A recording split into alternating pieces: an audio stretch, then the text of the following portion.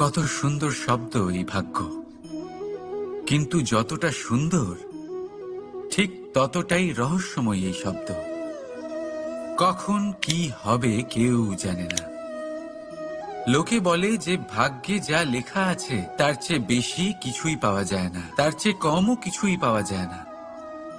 নিয়তির যা রচনা তা কখনো মোছা যায় না।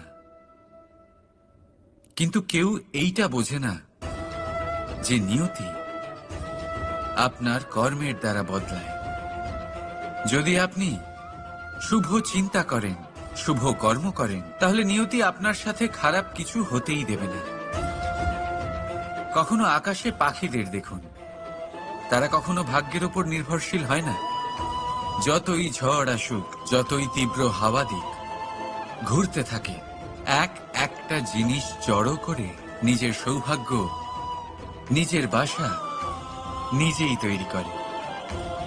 নিজের সন্তানের জন্ম দেয়, তাকে লালন পালন করে, নিজেই তাকে উড়তে শেখায়, কখনোই ভাগ্যের উপরে নির্ভরশীল হয় না সে। এই বিষয়টা আমাদেরও শিখতে হবে। তাই মনে রাখবেন, আপনার ভাগ্য নিয়তির লিখন নয়। আপনার ভাগ্য তাই যেটা আপনি দিনের পর দিন আপনি নিজেই লেখেন। কিছু নিজে পরিশ্রম করে, কিছু নিজের ভাবনার জোরে। রাধা রাধা। মানুষের স্বভাব হলো যে সে সবসময় নিজে বলতে চায়, কারুর কথা শুনতে চায় না। কিন্তু তার এই স্বভাব তাকে এক বিশাল বড় জ্ঞানের থেকে দূরে সরিয়ে রাখে, সামনের মানুষের ব্যক্তিত্বের জ্ঞানের থেকে দূরে। তাই যদি আপনি কাউকে চিনতে চান, কাউকে বুঝতে চান, তাকে থামাবেন না, শুধু বলতে দিন। কারণ একজন ব্যক্তির ব্যক্তিত্ব লুকিয়ে থাকে তার কথার মধ্যে, আর তার আসল পরিচয় লুকিয়ে থাকে তার শব্দের পেছনে। বলতে দিন, আস্তে আস্তে আপনি সব বুঝতে পারবেন। এটাই তফাৎ হলো একজন সাধারণ মানব আর একজন মহামানবের মধ্যে। এক যে কাউকে বলতে দেয় না, আর এক যে সবার কথা শুনে। তাহলে সিদ্ধান্ত আপনার, আপনি কি সাধারণ হতে চান না অসাধারণ?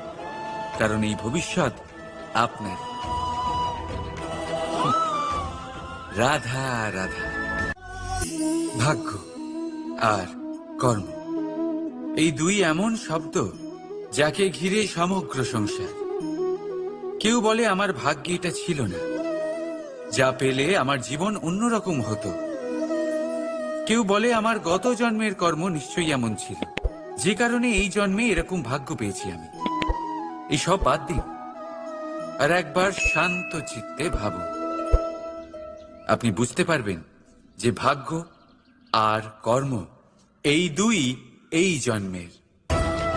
তফাৎ শুধুমাত্র এটাই যে যদি ভাগ্যের কথা বলা হয়, তাহলে আপনি এই ভাগ্যের থেকে যত বেশি আশা করবেন তত বেশি নিরাশ হবেন আপনি।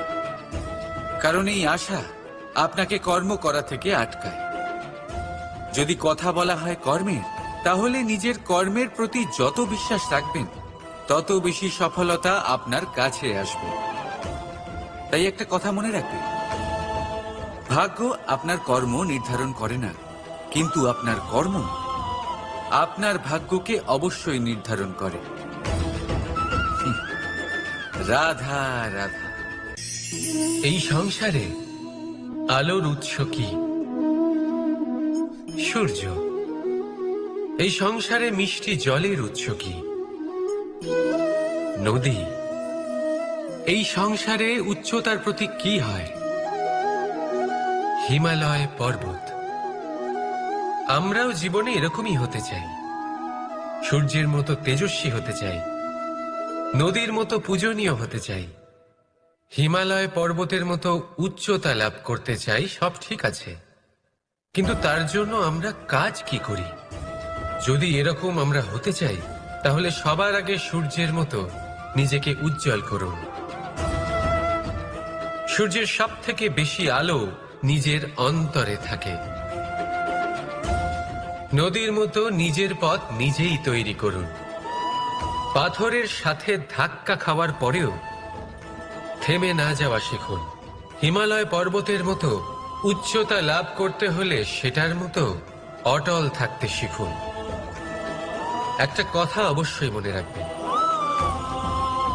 নিজেকে জ্বালাবেন, তবেই সংসারকে আলোকিত করতে পারবেন। রাধা রাধা। প্রতীক্ষা, প্রয়াস, এই দুই জীবনের অভিন্ন অঙ্গ। দেখতে গেলে আমরা জীবনে কারোর না কারোর প্রতীক্ষা অবশ্যই করি। সে কোনো ব্যক্তি হোক বা সময় হোক বা কোনো ভাবনা, সবকিছুই হতে পারে। আর দেখতে গেলে সব সময় কেউ না কেউ কিছু প্রয়াসও করে চলেছে। যেমন সাফল্য আসার প্রতীক্ষা, বিফলতা যাতে না আসে তার জন্য প্রয়াস, সুখ আসার প্রতীক্ষা, দুঃখ যাতে না আসে তার জন্য প্রয়াস। এবার প্রতীক্ষা আর প্রয়াসের মধ্যে এক ঘনিষ্ঠ সম্পর্ক রয়েছে, আর তা হল যিনি প্রতীক্ষা করেন তিনি ঠিক তাই পান যা একজন প্রয়াস করা ব্যক্তি পেছনে ফেলে আসেন। তাই প্রতীক্ষা নয়, প্রয়াস করুন। এই প্রয়াসের মধ্যেই সুখের চাবিকাঠি রয়েছে। রাধা রাধা। মানুষ কর্ম করেন। আমি বারংবার বলি যে ফলের আশা করবেন না। তাও মানুষ কোথাও না কোথাও নিজের কর্মের বদলে কোনো না কোনো ফলের আশা অবশ্যই রাখেন। কখনো তিনি সফল হন, কখনো অসফল। সেই জন্যই আমি বলি যে ফলের আশা কখনো রাখবেন না, কারণ সাফল্য বা অসফলতা মনের মধ্যে রাখলে কখনো কোনো লাভ হয় না।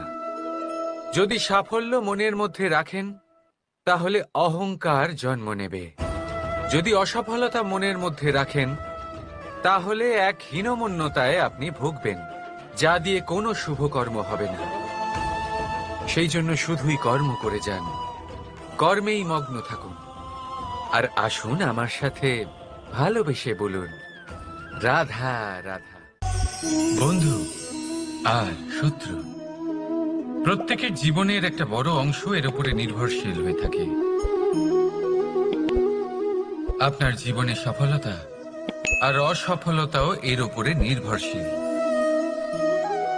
কিন্তু এই বন্ধু এবং শত্রুদের খুঁজে পাওয়ার জন্য আপনাদের বাইরে যাওয়ার প্রয়োজন নেই, কারণ এরা স্বয়ং আপনার ভেতরেই আছে। আপনি যদি বিনম্র থাকেন, যদি আপনি নিরন্তর প্রয়াস করতে পারেন, তাহলে আপনার কোনো বন্ধুর প্রয়োজন নেই। যদি আপনার মধ্যে অহংকার থাকে, যদি প্রতি কথায় আপনার মধ্যে ক্রোধ উৎপন্ন হয়, তাহলে আপনার শত্রুর কোনো প্রয়োজনই নেই। নিজের অন্তরের এই বন্ধু ও শত্রুকে চিনুন, আর আমার সাথে ভালোবেসে বলুন, রাধা রাধা। একে চিনতে পারলেন? একে কুঠার বলা হয়। আপনারা জীবনে কোথাও না কোথাও কোনো না কোনো রূপে এটা দেখেই থাকবেন। একটা ব্যাপার নিশ্চিত, এই কুঠার ছাড়া কোনো বৃক্ষকে কাটতে পারা সরল নয়। এবার আপনি কখনো এটা ভেবেছেন, এই কুঠার, এর এই অংশ, এর মুখটাই যদি না থাকে তাহলে কি হবে? এ শুধুমাত্র কোনো বৃক্ষই নয়, তার কোনো ডালও কাটতে সক্ষম হবে না। এবারে ভাবুন, এই শুকনো কাঠের হাতল এ আমরা কোত্থেকে পেলাম? কোনো এক বৃক্ষ থেকেই। সেই ডাল যাকে কেটে ফেলা হয়েছিল এক বৃক্ষকে কাটার জন্য, এই ডালই শস্ত্ররূপে প্রস্তুত। আমাদের জীবনে আমাদের প্রিয়জন, আমাদের আপনজন যখন সময় কখনো কখনো তাদের সঙ্গ না দেয়, যদি তারা দৈন্য দশায় থাকেন, তাহলে তাদের সঙ্গ কখনো ছাড়বেন না। ওনাদের প্রয়োজন শুধুমাত্র মনোবল, তা তাদের দিন। তাদের সাহায্য করা আপনার কর্তব্য। হয়তো তাদের সাথে থেকে আপনার কোনো লাভ হবে না, কিন্তু তাদের দূরে থাকাতে আপনার ক্ষতি অবশ্যই হতে পারে। সর্বদা সাহায্য করুন। সঠিক সময় আসলে তা আপনার সহায়ক অবশ্যই হবে। রাধা রাধা। আমাদের মধ্যে বেশিরভাগ মানুষেরই এই অভিযোগ থাকে যে মানুষ তখনই আমাদের স্মরণ করেন যখন সেই সময় আসে যখন আমাদেরকে প্রয়োজন হয়, যখন কোনো কাজ থাকে। যখনই এই সময় পেরিয়ে যায়, তাদের কার্যসিদ্ধি হয়ে যায়, তারা আমাদের থেকে দূরে চলে যান, ভুলে যান আমাদের। এবার এই বিষয়ে ভেবে খারাপ অবশ্যই লাগে। এই পরিস্থিতিকেই অন্য এক দৃষ্টিভঙ্গি দিয়ে দেখার চেষ্টা করুন। মনে রাখবেন, মানুষ প্রদীপের সন্ধান তখনই করেন যখন তার জীবনে অন্ধকার থাকে। আপনি প্রসন্ন হয়ে উঠুন, কারণ আপনার কাছে সেই সুযোগ আছে যে কারোর জীবনে প্রকাশের কিরণ আনতে পারছেন, কাউকে সঠিক পথ দেখাতে পারছেন, কারোর সহযোগিতা করতে পারছেন, এই পুণ্য অর্জন করতে পারছেন। কারোর থেকে কোনো আশা রাখার দরকার নেই। যার আপনাকে যতটা প্রয়োজন তাকে ততটাই সাহায্য করুন, ততটাই সবাইকে প্রেম বিতরণ করুন। আর এই প্রেমের ভাব নিয়েই আমার সাথে বলুন, রাধা রাধা। এটা সেই নৌকার প্রতিরূপ যা আমাদের নদী পার করায়। এবার বিষয়টা একটু ভেবে দেখুন। সেই বিশাল নৌকা যা আমাদের নদী পার করায়, সেটার নির্মাণ নদীতে নয়, ডাঙায় হয়। আর যদি আমরা এটাকে নদী অবধি পৌঁছতে চাই, তাহলে আমাদের দরকার পড়ে কোনো গরুর গাড়ির অথবা ঘোড়ার গাড়ির। তার সাহায্যে একে বহন করা হয়। এবার পথে যদি কোনো জলধারা আসে, কোনো নদী আসে, আর সেটাকে পার করতে হয়, তাহলে তখন সেই নৌকার ওপরে গাড়ি রাখা হয়, তারপর তাকে পার করা হয়। অর্থাৎ এই যাত্রা দুজনের সংযোগ ছাড়া সম্পূর্ণ হতেই পারবে না। সেই জন্যই এই প্রবাদ আছে, কখনো নৌকা তো কখনো গাড়ি। আমাদের সম্পর্কের মধ্যে অতি আবশ্যক, আমাদের সম্পর্কের মধ্যে অত্যন্ত গুরুত্বপূর্ণ হল সংযোগ। সবসময় একসাথে চলা, সংযোগ স্থাপন করা। সবসময় সুখী থাকবেন। রাধা রাধা। পুস্তক, পুস্তক থেকে আমরা কি না শিখতে পারি। জ্ঞান হোক, বিজ্ঞান হোক, ইতিহাস হোক, সব শিখতে পারি। কথায় আছে, একটা ভালো পুস্তক, একটা ভালো গ্রন্থ পাওয়া তা 100 ভালো বন্ধু পাওয়ার সমান। কিন্তু যদি একটা ভালো বন্ধু পাওয়া যায়, তাহলে তা গোটা গ্রন্থাগারের সমতুল্য। সে আপনাকে কর্মের বিষয়ে জ্ঞান দেয়, সাফল্যের রসায়ন শিক্ষা দেয়, সে আপনাকে ইতিহাসে অমর করে রাখবে। শুধু তাই নয়, সে আপনাকে শুধু পথই দেখাবে না, সেই পথে আপনার সাথে সঙ্গী হয়ে চলবে সে।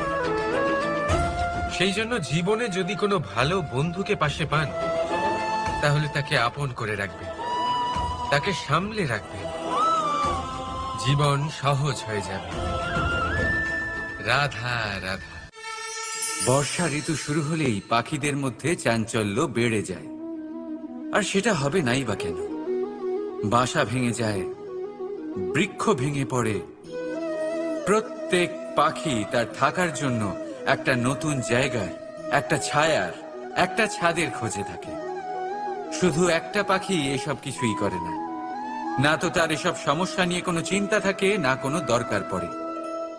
আর সেই পাখি হলো বাজ। সেই সব সমস্ত ছোটখাটো সমস্যার থেকে অনেক দূরে ওপরে উড়ে বেড়ায়, মেঘের থেকেও অনেক উঁচুতে। তাই এই সব ছোটখাটো সমস্যা যা আপনার জীবনে এসে থাকে, এই সব নিজের চারপাশকে ঘিরতে দেবেন না। নিজের চিন্তা ভাবনাকে অনেক উঁচুতে রাখুন। আপনার সমস্ত সমস্যা নিজে থেকেই নিচে চলে আসবে। রাধা রাধা। কোনো ব্যক্তির ব্যক্তিত্ব কিভাবে তৈরি হয়? আপনার কি মনে হয় যে ব্যক্তি জন্ম থেকে তার স্বভাব নিয়ে জন্মায়? নাকি আপনার মনে হয় যে এই প্রকৃতি ব্যক্তির জন্য তার নিয়তি রচনা করে? না, এরকম একেবারেই হয় না। আমি আপনাকে বোঝাচ্ছি। যখনই বৃষ্টি পড়ে কোনো বিন্দুর দিকে দেখবেন। এবার এই বিন্দু যেখানে পড়ছে তার উপরে নির্ভর করছে তারপর কি হবে। যদি এই বিন্দু পড়ে কোনো ক্ষেতের ওপরে, তাহলে কোনো নতুন ফসলের জন্ম দেবে। যদি সে গরম কড়াইতে পড়ে, তাহলে বাষ্পীত হবে। যদি সে কোনো সাপের মুখের ভেতরে পড়ে, তাহলে বিষ তৈরি হবে। ঝিনুকের ভেতরে পড়লে মুক্তো তৈরি হবে। যদি কোনো পাতার ওপরে পড়ে তাহলে শিশির তৈরি হবে, একই বিন্দু, কিন্তু তার সঙ্গত তার ভবিষ্যৎ এবং ব্যক্তিত্ব নির্ধারণ করবে। এবার এটা তো শুধুমাত্র এক বিন্দু, তার কাজ হলো শুধুমাত্র পড়া, কোথায় সেটা সেও নির্ধারণ করতে পারে না। কিন্তু আপনি হলেন মানুষ, আপনি বাছাই করতে পারবেন যে আপনার সঙ্গী কারা হবে, কাদের সাথে আপনি মেলামেশা করে বড় হবেন। তাই তা ভালোভাবে করুন, কারণ এই নির্বাচন আপনার হাতে, কারণ এই জীবন আপনার, ভবিষ্যৎ আপনার। এবার আপনি মহান হতে চান কি না তার নির্ণয় আপনাকেই করতে হবে। আসুন আমার সাথে ভালোবেসে বলুন, রাধা রাধা। সূর্যের তাপ এতটাই প্রখর হয়, তা সমস্ত বনস্পতিকে শুষ্ক করে দেয়। পুকুর হোক, নদী হোক, সরোবর হোক, সমস্ত শুষ্ক হয়ে যায়। কিন্তু আপনি কখনো শুনেছেন সূর্যের তাপে সমুদ্র শুকিয়ে গেছে? এমন কখনোই হয় না। আর এর পেছনেই লুকিয়ে রয়েছে এক অমূল্য জীবনের শিক্ষা। সমুদ্রের মতো নিজেকে ধৈর্যশীল করে তুললে, নিজেকে সংযমী করে তুললে, সূর্যের তাপ আপনার কোনো ক্ষতি করতে পারবে না। আপনার অন্তর থেকে সেই তাপ বাষ্পায়িত হয়ে মেঘ তৈরি হয়ে সূর্যকে ঢেকে দেবে, আর তারপর হবে শুধু সাফল্যের বৃষ্টি। তাহলে আসুন আর আমার সাথে ধৈর্যের সাথে বলুন, রাধা রাধা। মানুষ অসুস্থ কেন হন? শারীরিক দুর্বলতার কারণে? না, মানুষ অসুস্থ হন তার মানসিকতার কারণে।